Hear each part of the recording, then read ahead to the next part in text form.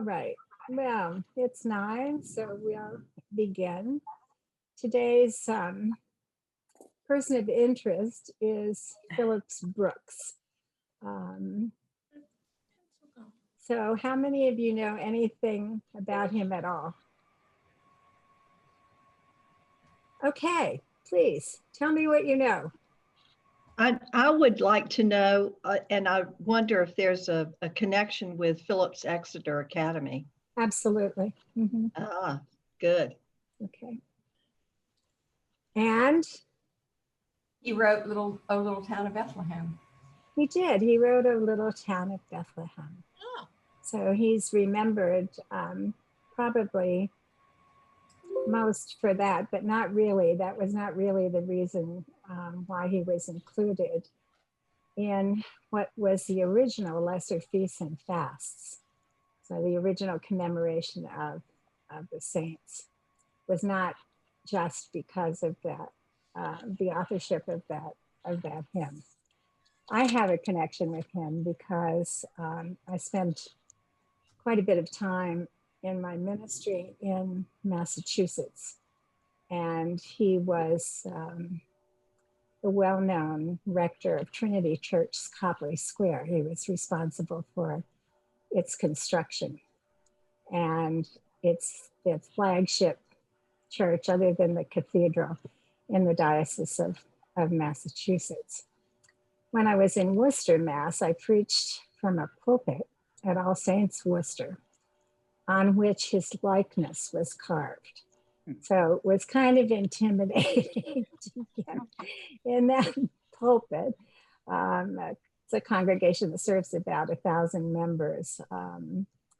William Reed Huntington's likeness is carved in that pulpit as well. So it was, you wanted to make sure you'd done your homework before you stood in the pulpit in that place. Anyway, he was born in Boston in 1835 and died there in 1893. So, Owen, just put the picture of him up for just a second, if you would. Yeah, okay, so Brooks himself was a huge specimen of humanity. He was 6'4" tall, and he weighed quite a bit. And so he was a real presence when he was preaching, and often he didn't preach from the lectern or from the pulpit. He would preach at the top of this chancel stairs. And this sculpture of him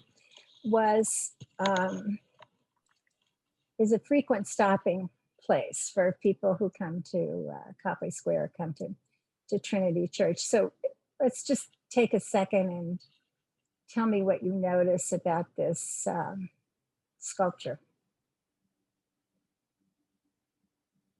There's someone in the background. Yeah, who is that? Jesus? Is it Jesus? Yeah, it is Jesus. So Brooks is standing next to the pulpit, which is what he often did.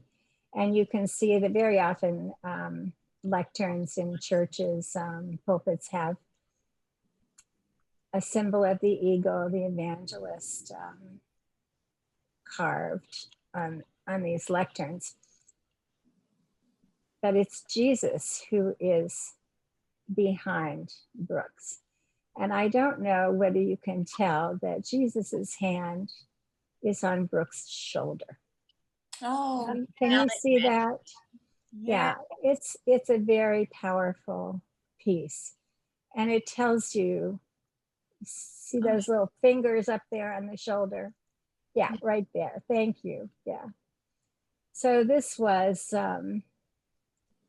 one of the reasons why Brooks was known as the best preacher of his generation, was because people understood Jesus through him. And There are lots of collections of his sermons. He led preaching series at Yale and other places and at Harvard. He shaped a lot of preachers of his generation. And it wasn't necessarily his eloquence, so we'll give you a few of his quotes later. It was the fact that he knew who he was preaching about. And these are his words. Definers and defenders of the Christian faith are always needed. But it is bad for a church when its ministers confine their work to define or defend rather than preach the gospel. It is imperative that preachers present Christ rather than Christianity, and to set Christ forth to others so that they shall know him and in love and gratitude become his. That is far better than doctrine. So in another place, he said, we have a mission and a message that has been given to us for transmission, but it is a message we cannot transmit until it has entered our own experience and we give our testimony to its spiritual power. So what he's saying is, if there's no experience of Jesus, preaching the historic doctrines of the church or preaching, say on the Trinity or whatever, is not the primary task of a preacher. And that you can't preach properly unless you know the one you are preaching about. So let's go back to my notes, if we could. Owen, do you have those? Can you see them? Yeah, thank you. So I want to talk a little bit about his contexts. As somebody mentioned, yes, he was part of the wealthy Boston Brahmin elite. He privately educated at Boston Latin then, and his family was associated with several private schools. And he went to Harvard, and eventually he went to Virginia Seminary. And 3 of his 5 brothers were also ordained priests in the Episcopal Church, although none of them had anywhere near the reputation that he did. But the context was being born in 1853. His time period included the Civil War. And he was, because he was from the North and then had his first preaching assignment was in Philadelphia. After Lincoln was assassinated, Lincoln's body moved cross country and stopped in about 12 places, including Harrisburg, Pennsylvania, and including Philadelphia. And when Brooks was in his 30s, he preached an assassination eulogy, for which was widely quoted, and his reputation grew as a result of that. At the same time, there was a big, I want to say controversy, maybe due to the publication of Darwin's Origin of the Species and Adam Smith's critique of economic status and the wealth of nations. Brooks was not opposed to science at all, although some of his contemporaries were. And Boston, Massachusetts in particular, has always had this curious mix of Unitarianism and Puritanism in Massachusetts, as well as the strong Roman Catholic presence through Boston College and some other institutions in Massachusetts. So there was a tension around faith and how it was presented. Brooks was known as someone who welcomed those of faith and welcomed those of no faith. At the time of his birth, let's see where my numbers are here. In 1835, there were 1,500 Episcopal clergy in the country and only something like 80,000 communicants.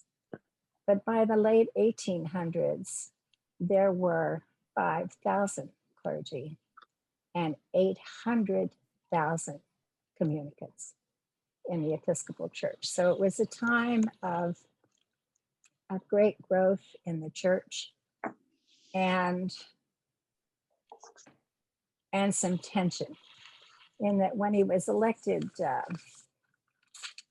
Bishop of Massachusetts in 1891, the Diocese of Newark refused to endorse his election. And I found that very interesting. I couldn't quite figure out, because I knew about Brooks's preaching, I couldn't quite figure out why that was true, but it was because he was considered a broad churchman. He made room for everybody. And it wasn't that he stood apart from the historic creeds of the church or the sacraments or the historic episcopate or the things that were part of the 1880 essentials of unity of being a part of the Episcopal Church. It was because he was too open to all. And so for the people who heard him, there was no real plumb line of belief before they could belong. And so the Diocese of Newark thought that that was heretical.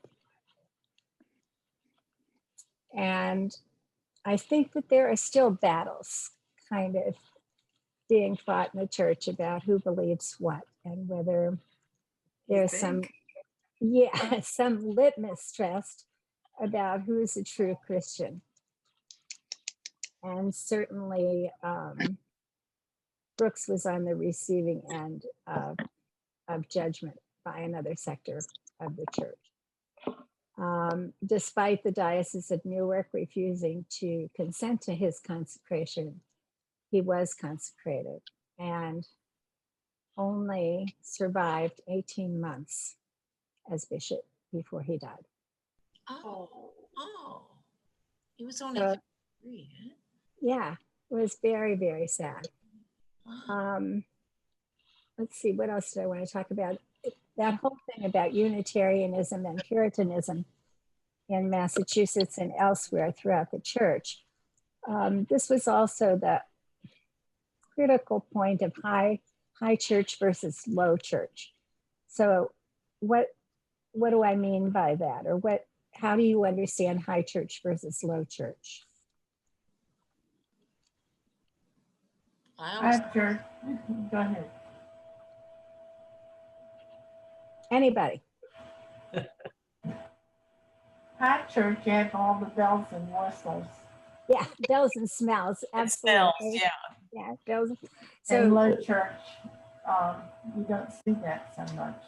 right. Beyond high days, holy days, Christmas, Easter. So, and there was a difference between defining what we understand as the Eucharist as the Lord's Supper, which was more of the Free Church tradition and a result of the Swiss reformers and German reformers and so on, versus the Eucharist, which the high sacramental focus really emerged from the Middle Ages, I would say. And so, yes, there was a lot of ritual involved. So there was that tension within the church as well. You have to remember that the Eucharist was not the principal form of worship on a Sunday morning, right? until the 1979 prayer book. So the people in the church would mostly be what? At morning prayer. And their lives would be shaped pretty much by being silent. The prayers were said for them by the priest who was in charge. The sermons were more lengthy. If you were fortunate enough to have good choirs, there's a whole repertoire of English church music that would also nourish your soul. Eucharist was held infrequently. And even when I went to Worcester, Massachusetts, 1990, despite the 79 prayer book, because that parish had the longest continual men and boys choir in the Episcopal Church in the country, they were still doing morning prayer 3 Sundays out of 4. And if there happened to be a month with 5 Sundays, you might get an extra Eucharist thrown in.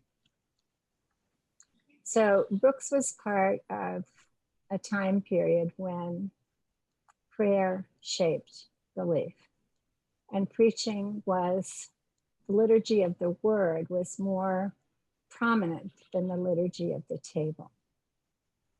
So you can understand how people would pay a lot of attention to preaching.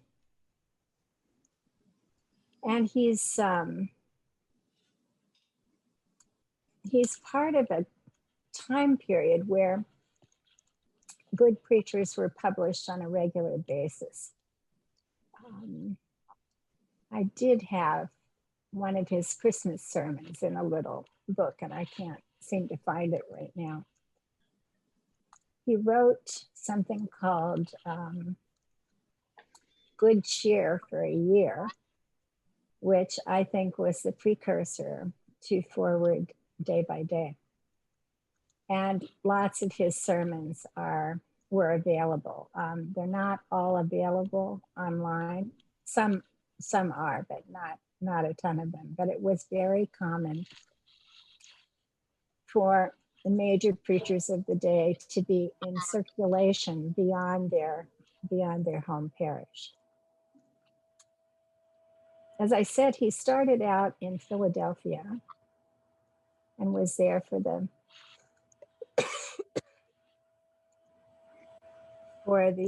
cortege of Abraham Lincoln.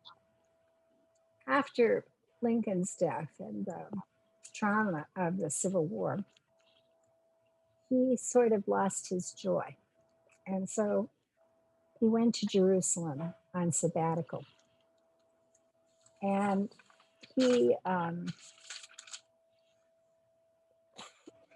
this was in 1865.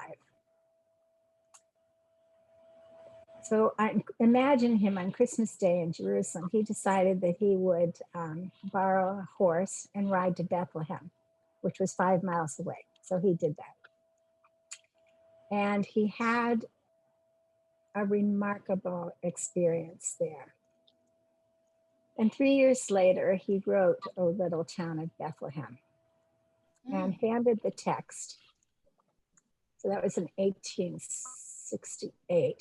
He handed the text to his organist, Louis Radnor, who on Christmas Eve had struggled to find a hymn tune that would fit this little poem. And on Christmas Eve, I guess he had a treble line, and by the morning had added harmonies. And this was in Holy Trinity, Philadelphia. And it quickly became a beloved hymn. Sort of like James Weldon Johnson and Lift Every Voice. The community took that hymn to heart and kept singing it. And so we still have it today. Now he was raised, as I said, 3 of his 3 of the 5 brothers became priests, and they were raised in a household, and he was known to have over 200 hymns in his memory bank.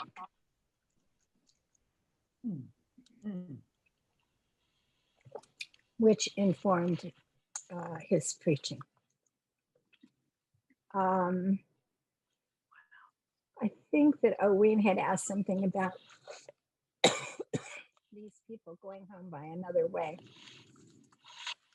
His first job out of college was to go back to Boston Latin, where he had been educated. And he thought he was going to be a teacher. And he failed miserably, and they fired him. And I think that many people would say that the preaching task is a teaching task. But as you can tell from his words that I quoted to you earlier, he wasn't teaching, not in the classical sense. What he was doing was sharing his love of God and his faith in Jesus. Here's something from Lesser Feasts and Fasts.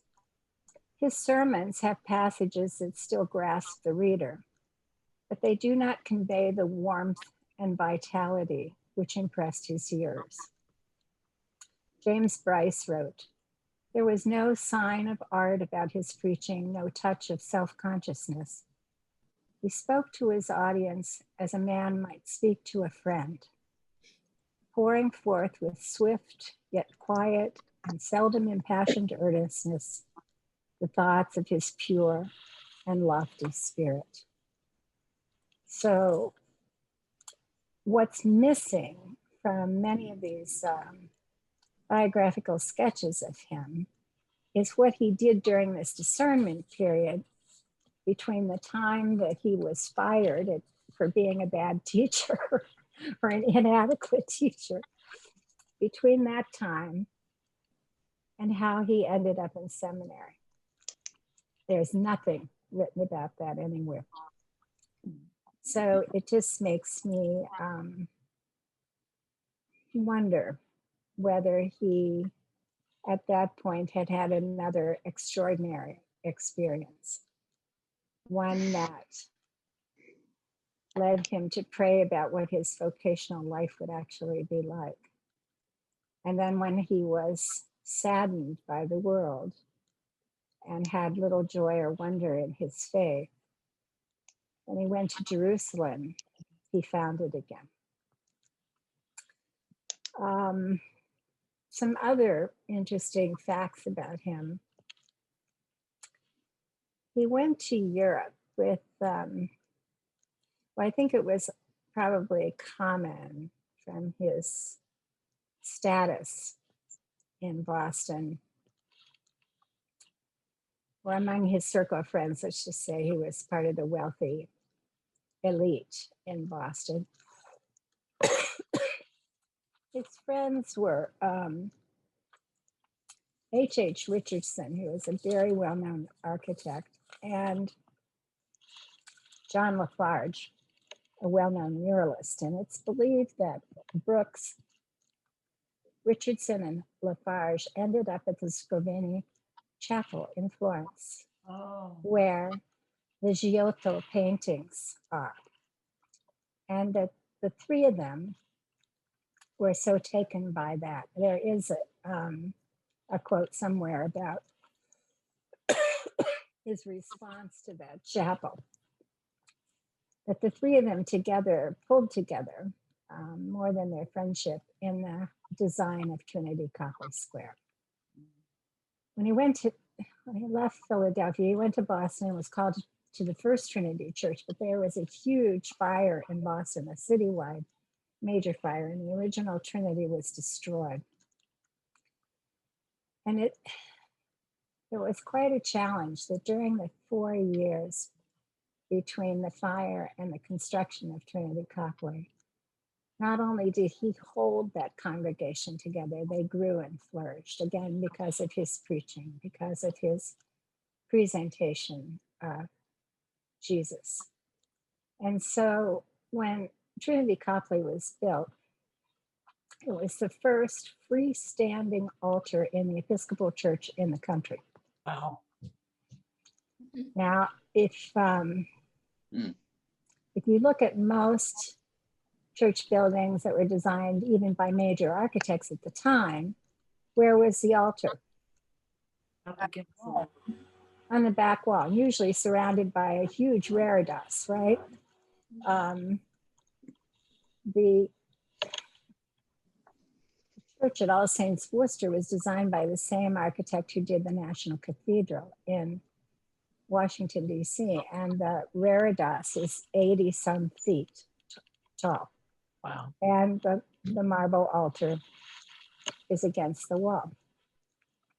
So that could have been, I suppose, that Brooks's decision to place the altar in a freestanding space, kind of surrounded by an apse with Lafarge's murals and so on, that was considered pretty doggone radical at the time, as was his posture for preaching, where he would preach at the top of the chancel steps.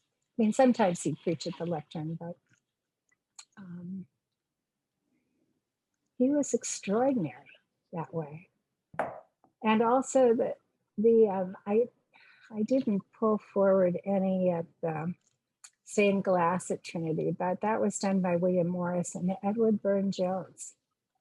So again, remarkable artists to create a beautiful space for worship. And I was delighted to find out that Phillips Brooks is memorialized in stained glass, not just in pulpit carvings. There's a window dedicated to him at, I guess it's the St. Margaret's Chapel, on the grounds of Westminster Abbey. And he'd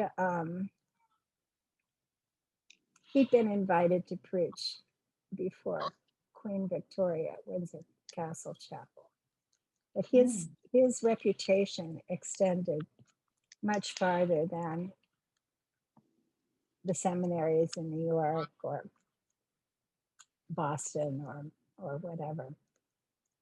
Those who admired him and who had come to faith or had their faith sustained by him wanted him to be remembered. He's buried in Mount Auburn Cemetery in Boston. And this is what Mount Auburn Cemetery is part of the great Emerald Necklace in Boston, designed by Olmsted, who was a landscape architect. So the Boston Common and Mount Auburn Cemetery and other cemeteries, it just surrounds the city with these oases of green. And Mount Auburn Cemetery houses a lot of famous memorials. Every time you turn a corner, there's another vista. Wonderful funeral sculptures in a nice little chapel and so on. But there's something so fitting for him to be laid to rest there. This is what his tomb says. He's a preacher of righteousness and hope, majestic in stature, impetuous in utterance, rejoicing in the truth, unhampered by the bonds of church or state. He brought by his life and doctrine fresh faith to people, fresh meanings to ancient creeds. I don't think that there are many preachers per se that are included in the great cloud of witness, although this week it was St. John Chrysostom, who was called the Golden Tongue, except that he was very homophobic and pretty rigid in his theologies. But Brooks was beloved. People couldn't wait to hear him. I guess we would call him the Barbara Brown Taylor of today. Somebody that you want to read, somebody that you want to learn from. And it's said that when he died, his body was carried by the students at Harvard to the cemetery on their shoulders.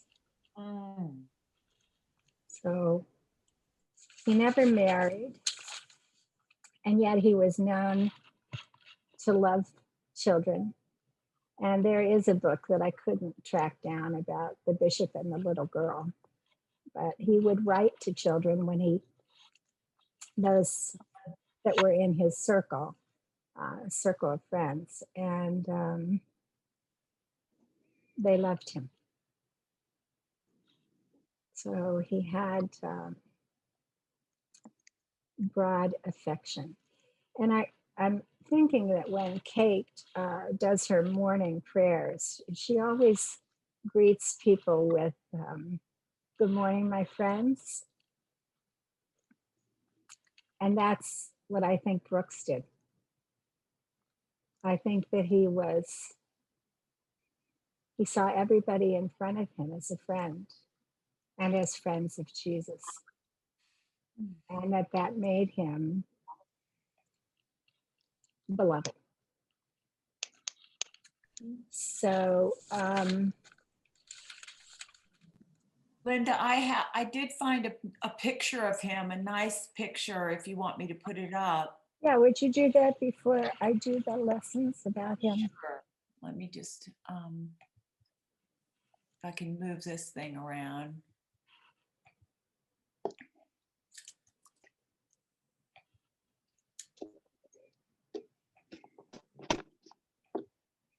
And I found the stained glass window too. Yeah, And I thought that was a really nice picture. it's a lovely picture. And here's the window.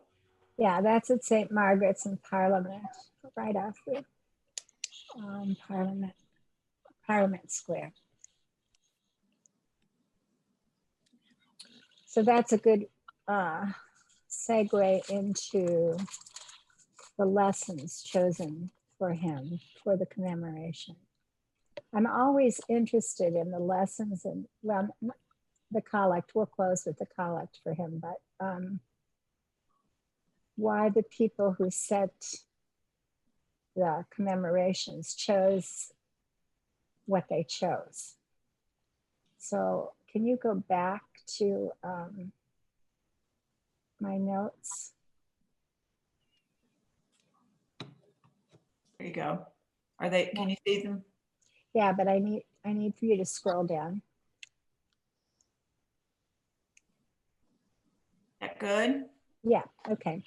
So for example, the lessons chosen for him are Jonah, Psalm 33, a piece from Ephesians and from Matthew. Why would Jonah, something from Jonah be chosen, do you think?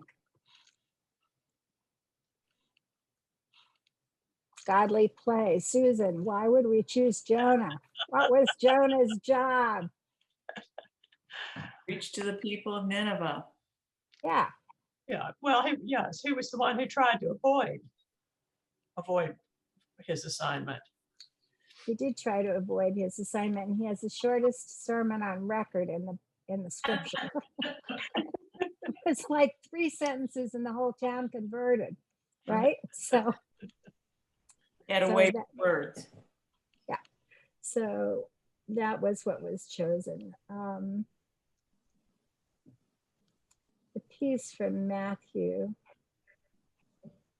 Yeah, I don't remember why I didn't care for that so much, but I did care for the Ephesians passage, which I wanted to read to you.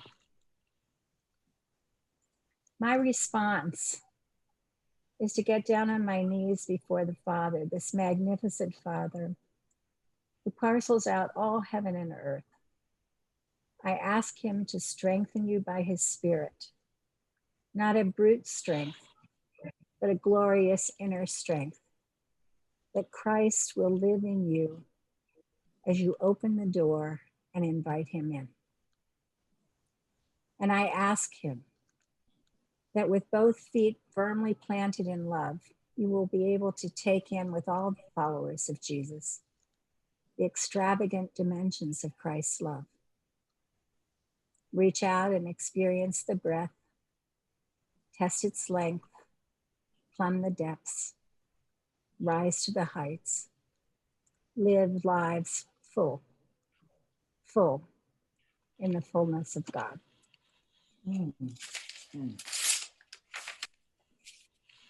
So, any questions?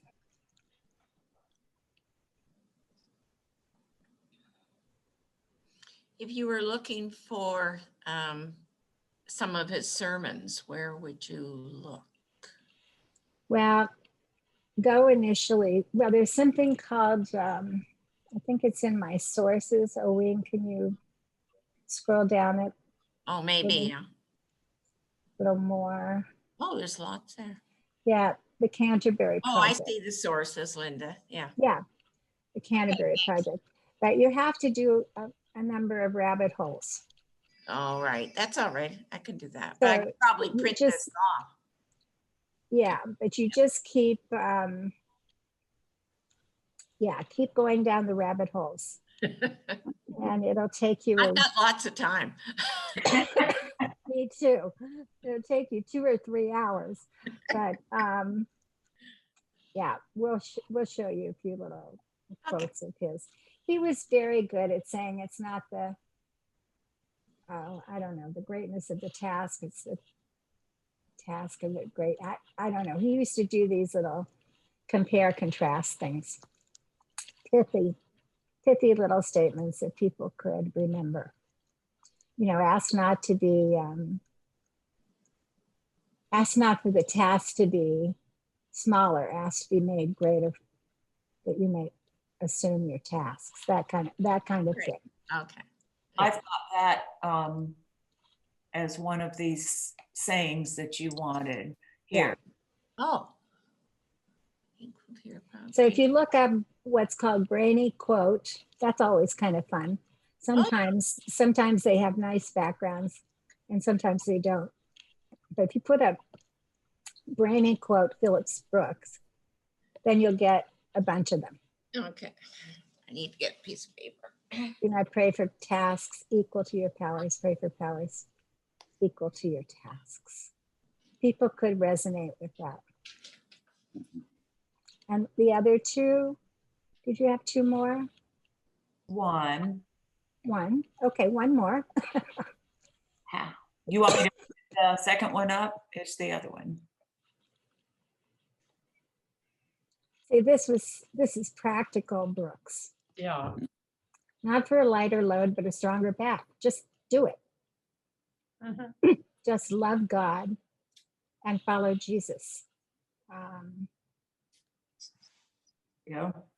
Yeah.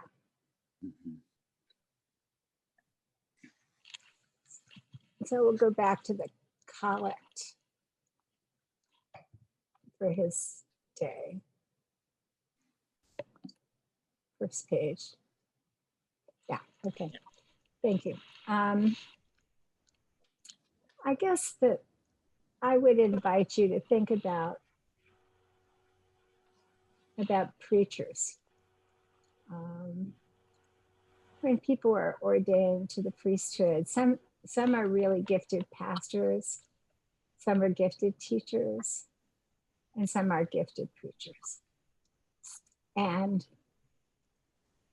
my seminary experience, because of where it was, we would get these remarkable preachers.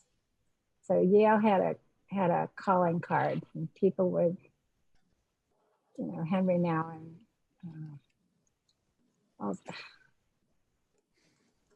There were just a ton of preachers, and it was intimidating as anything because you heard the best wordsmiths of your own generation. And when I was first ordained, I would spend 20 hours a week on crafting a sermon.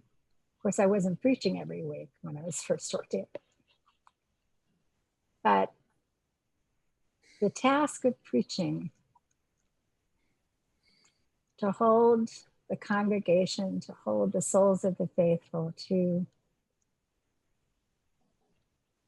nourish them in faith is a major, major task. And it's one that most clergy do not take lightly. So I just invite you to think about those preachers who have nourished your soul, that have helped you draw nearer to the one we serve.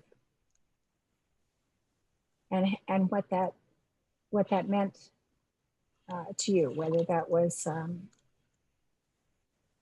a turning point or maybe a sustenance experience for you.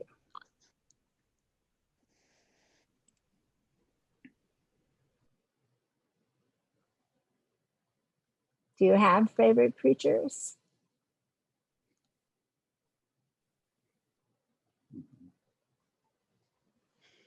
For me, Linda, it was John Claypool. Oh, right. He was a good Mhm. preacher. Yeah, I read some of his stuff too. I think he probably preached at Yale.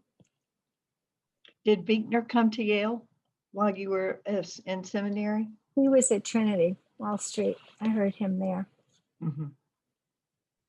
He's another one, but not in person, his writings. Well, Chautauqua Institution in upstate New York brings together over a 7-week residential experience in the summer, brings together the best preachers in the country. And so Barbara Brown Taylor has been there quite often. Barbara Lundblad is a Lutheran preacher. Jack Spong always gets a great crowd. People don't always like what he preaches, but there's his name is Otis. Anyway, I don't know all of the best preachers anymore, but it was a delight to go to worship every day and have a week from these people. I can second what you say about Chautauqua Institution. Larry and I have gone there for about 40 years for 1 or 2 weeks every summer, and we're scheduled to go again this summer. And we've seen Barbara Brown Taylor there 3 or 4 times. Yeah. And I'm trying to think who was the minister at Shady in Pittsburgh? Yeah. Shady Presbyterian, I think. Yeah. And you just have the most amazing minds that for a week that it just was, it's a wonderful experience. And I think you can probably get some of it online now. And you can buy the tapes. I don't know whether you did that. I always brought home stuff that I never listened to again, but I thought I'd want to listen to them again. I was the Episcopal chaplain there for a week 1 year and had to preach every day and then go over and hear somebody else do it better in the amphitheater. Well, the one thing I found sort of interesting when you were talking about the fire in Boston and the rebuilding of the church is how much that brings people into the fold in the loss, just like we have experienced with Notre Dame, that, you know, you don't think much about it. And all of a sudden now, you're watching every minute of what's happening there. Yeah. And same thing with St. John's. I mean, you had the big fire in 1901.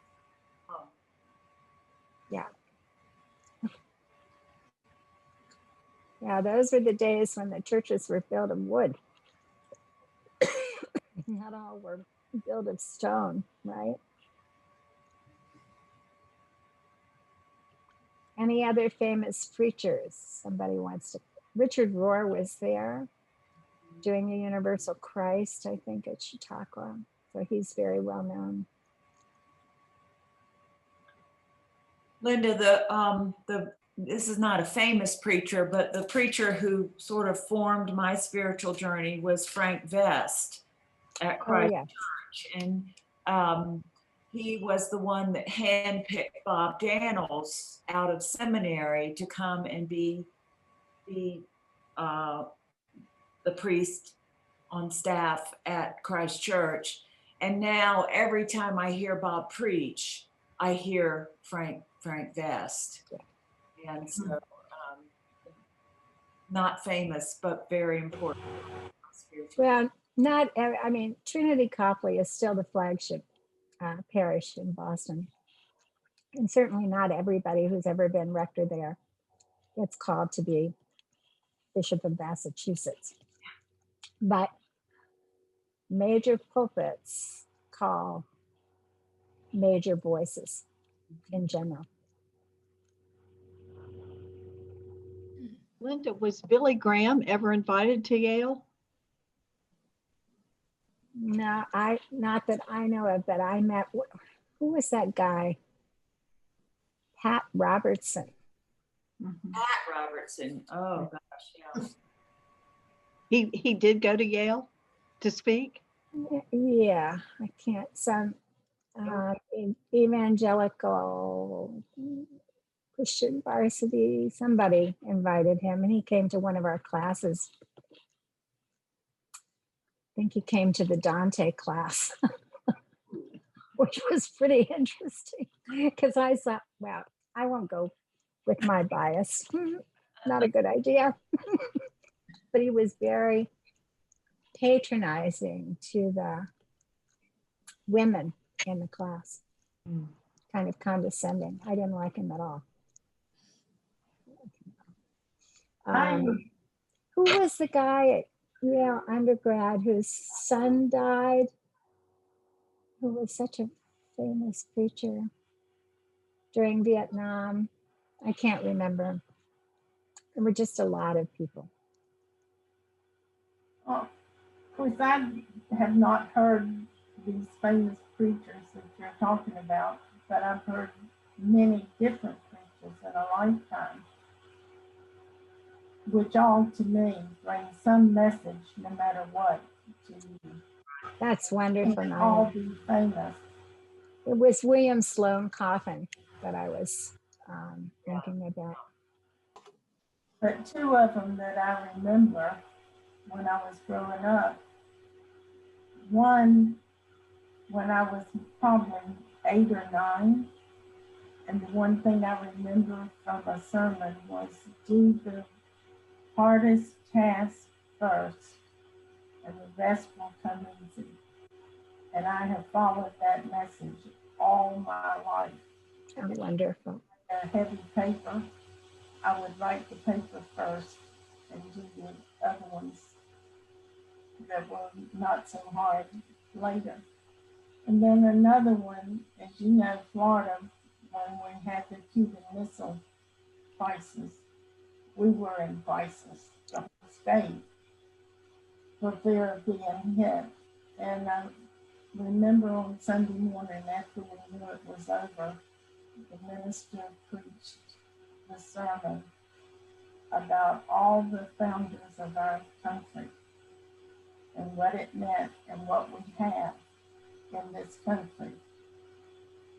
And I just so remember that service and that message that day because my husband was on standby. Yeah. We had plans for me to take the children and leave Florida. Little did I know the bombs would have gotten the whole East Coast, but I didn't know that at that point. And when you've lived in fear of being hit and know that you really are in a vast trouble, that sermon meant a lot. Absolutely. Absolutely. So I feel that all the sermons that I've heard in 80-something years of going to church, I don't remember a lot of them, but I remember just maybe one or two lines.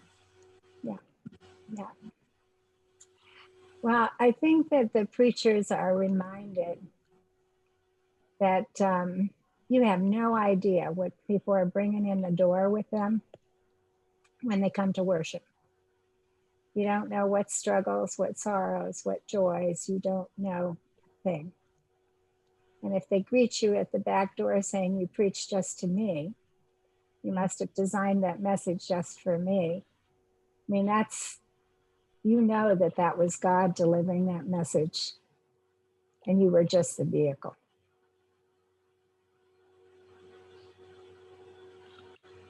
So let's close. I don't want you to be late for worship or whatever you're next on to, unless there's another question or another statement.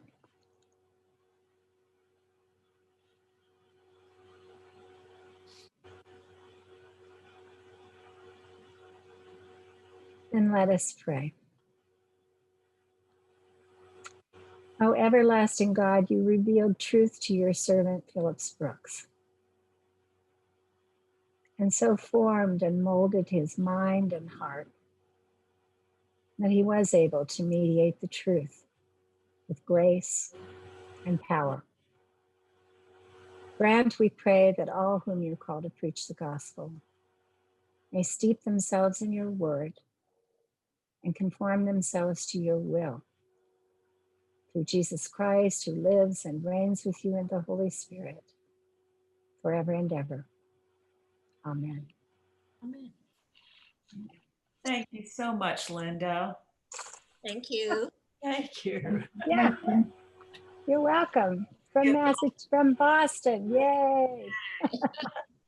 Next week, we will be talking about Bridget, St. Bridget from Kildare, Ireland.